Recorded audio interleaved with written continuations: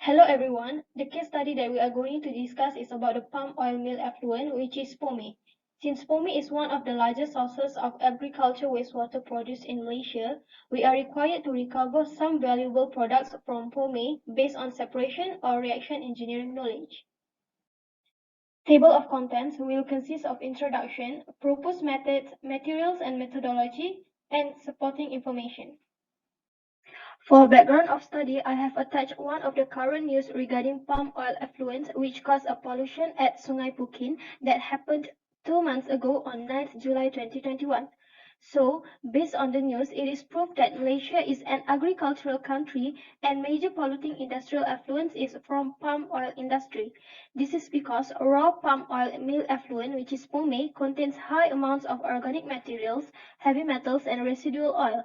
With high amount of organic materials, it will impose high BOD, which is biochemical oxygen demand, and COD, which is chemical oxygen demand, which in results have high acidic value that will highly polluting wastewater system. Therefore, POME generated from palm oil mill activities requires effective treatment before discharge into the water source. Impact of POME. So actually there are some impacts of POME such as water pollution. This is because POME contain high amount of organic materials and residual oil which highly polluting wastewater system. Besides, the content in POME will defile drinking water for human and animal community and cause danger to the aquatic environment and also cause eutrophication. Next is the environmental pollution, which can cause climate change due to the greenhouse gases produced during the palm oil mill activities. Next is the soil pollution, which is POME actually can cause contamination on soil, enzyme activities, and psychochemical properties. This is because the high amount of organic materials and residual oil in POME can affect the pH, cation exchange capacity, water holding capacity, total organic carbon, and total nitrogen of the soil. The next impact is on air pollution, which is POME is actually non-toxic, but it has an unpleasant odor which can impact the residents nearby. The objectives of this case study is to separate and recover the valuable products in POME based on separation or reaction engineering knowledge. Next is to identify the methodology to be conducted in lab scale for results verification purpose. And next is to identify the best methods of solution for pollution impact caused by POME. For this case study is the separation of oil and carotenes from palm oil mill effluent by adsorption chromatography with silica-based adsorbent. So, palm oil mill effluent, or POME, is a liquid waste which causes a significant impact on the environment if it is not dealt properly. However, there are still some of the valuable products that could be recovered from the points such as oil and also carotenes. Based on the recent studies, the POME contains a significant amount of oil, which is almost 4,000 mg per liter. The oil produced with POME is non-toxic but has a very high biochemical oxygen demand, which can become serious threat to aquatic life. So it must be removed to avoid the problems in water treatment process. The oil also can be recovered and has a demand value, which could be sold as low-grade oil. On the other hand, according to the statistical data provided by the study conducted for the aquaculture by Habib et al., almost 0.019% of total quantity of carotenes contained in raw POME. The carotenes possess anti-cancer properties for certain types of cancers, help to prevent night blindness, eye problems, and skin odors, enhance immunity, and protect against toxins, colds, flu, and infections. The carotenoids also have an industrial use in food products and also cosmetics as vitamin supplements and also health food products. The growing worldwide market value for carotenoids is projected to reach over 1,000 US dollar million by the end of the decade. Therefore, to recover the valuable products from the palm oil mill effluent, we're going to use the adsorption chromatography with silica-based adsorbent. So basically, adsorption chromatography is a technique for the separation of the component in a mixture by adsorption from a mobile phase into the stationary solid surface. In adsorption chromatography, it is mainly physical surface forces which are involved in the retaining the solute. So from the previous research conducted by Habib et al. On aquaculture, the oil from POME was successfully extracted by a single batch of solvent extraction, whereas carotene was recovered using the adsorption chromatography method. So normally, silica, alumina, activated carbon, and macroporous non-ionic polymers are the adsorbents used most frequently as the separation media. However, for this adsorption chromatography, we're going to use silica-based adsorbent as the separation media. This is because silica has been found to be superior to the other adsorbents due to its high mechanical strength, its flexibility in adjusting the porosity, the average pore diameter, and also specific area. Proceed with the material used in this experiment. There are two main material in this experiment, which is the first one is the POME samples, and then the second one is the silica gel. So we proceed with the methodology of the experiment. So proceed with the methodology of this experiment. This experiment has been divided into two parts, which is the first part is the solvent extraction and the second part is the adsorption column chromatography test. So in part one, for solvent extraction, there are 6 steps, and the first step is POME and N-hexane were mixed at a ratio of 1:0.6 in a flocculator for 10 minutes at 150 rpm. The second step, the contents were transferred to separating funnel and left to separate into 2 layers. The third step, the solvent in the extract was distilled off using rotary evaporator, and then the drying process was conducted repetitively in an oven at 100 degrees Celsius. The fifth step, the content was cooled in a desiccator until the weight was constant. The product was used as solvent for the next experiment. In part 2, for adsorption column chromatography, there are 11 steps to be followed. For the first step is 10 grams of silica gel was packed in a column with 10 millimeter internal diameter. The second one, the column was incubated with N-hexane. The third one, the 2.4 grams of extracted oil from POME was loaded in the column chromatography to contact with adsorbent. The fourth one, the extracted oil was heated at about 40 degrees C to melt it before loading the column. Next, 100 milliliter N-hexane was added into the column, followed with 100 milliliter of ethanol. Then remaining oil in the column was eluted by 50 milliliter non-polar solvent and hexane. So the next step, fraction of 25 milliliter were collected regularly in receiving flask.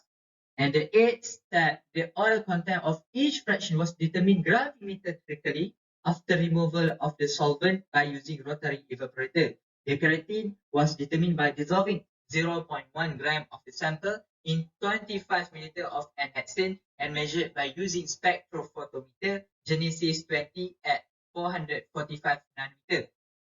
Experiment done at 30, 40, and 50 degrees C. And the last one, repeat step 1 until 8 by replacing solvent and hexane to petroleum ether. Shows the effect of column temperature on carotenes and oil recoveries in N-hexane ethanol system. The carotenes recovery in the first N-hexane fraction is about 73 to 74%, whereas in ethanol fraction, the recovery of carotenes was only 7 to 10%.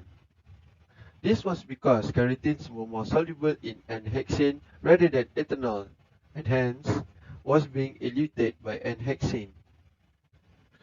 The remaining oil in the column were eluted from the adsorbent by using N-hexane after ethanol and represented by second hexane fraction.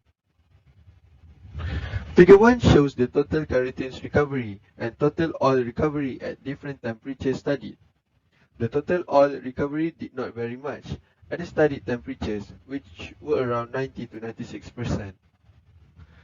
The total carotenes recovery was about at 84% at the studied temperatures. This shows that the total oil and carotenes recoveries were not affected much by the column temperature.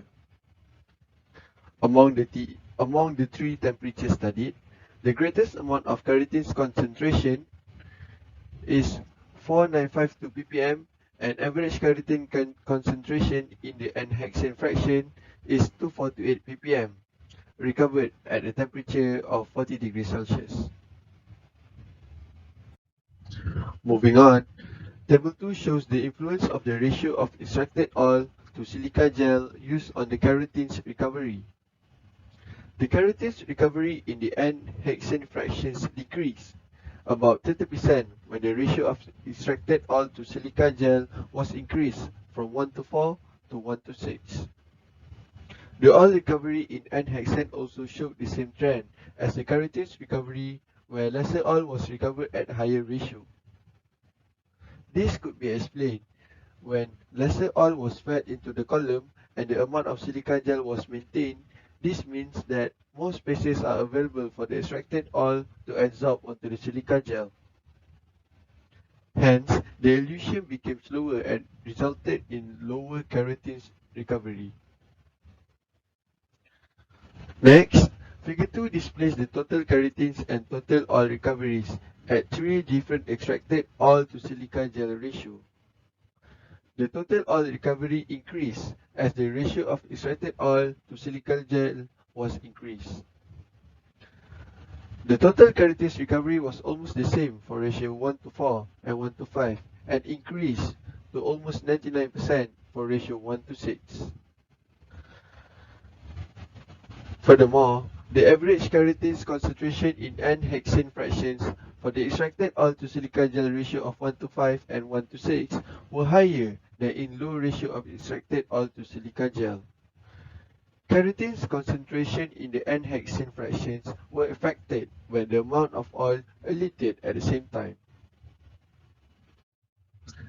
Now, we are going to see the effect of different solvent system. Table 3 shows the effects of different solvent system on carotenes recovery. The polarity indexes for hexane and petroleum ether are 0.5, whereas polarity index for ethanol is 5.2. The larger the polarity index, the more polar the solvent. The carotenes and oil recoveries in hexane fractions were higher by using N-hexane ethanol system than using petroleum ether ethanol system. Figure 3 is the adsorption column chromatography for separation of carotenes from extracted oil of POMI. By using initial solvent of hexane and second solvent of ethanol with extracted oil to silica gel ratio of 1:5. The amount of oil eluted for every fraction was plotted in the same figure with a diagram of carotenes concentration for every fraction. According to figure 3, the extracted oil was concentrated to 11,933 ppm at the third fraction and decreased afterward. Most of the oil was then eluted at fraction 13 with 4.97 grams. Fraction 3 is the carotene-rich fraction, whereas fraction 13 is the carotene-depleted oil. To conclude, based on our study, we found out that the solvent to POMI ratio of 1:5 was the optimal solvent ratio value for the extraction of oil from palm oil mill effluent. Next, the most suitable temperature for adsorption chromatography was 40 degrees Celsius. Other than that, the highest amount of an average carotene concentration that could be recovered from POME for a single batch extraction using N-hexane ethanol system are 4952 ppm and 2428 ppm. In addition, the adsorption chromatography had concentrated the recovered oil to about 25 times of the concentration in the extracted oil. This suggested that oil could be recovered from POME by using N-hexane in solvent extraction process, and carotenes could be separated and concentrated by adsorption chromatography.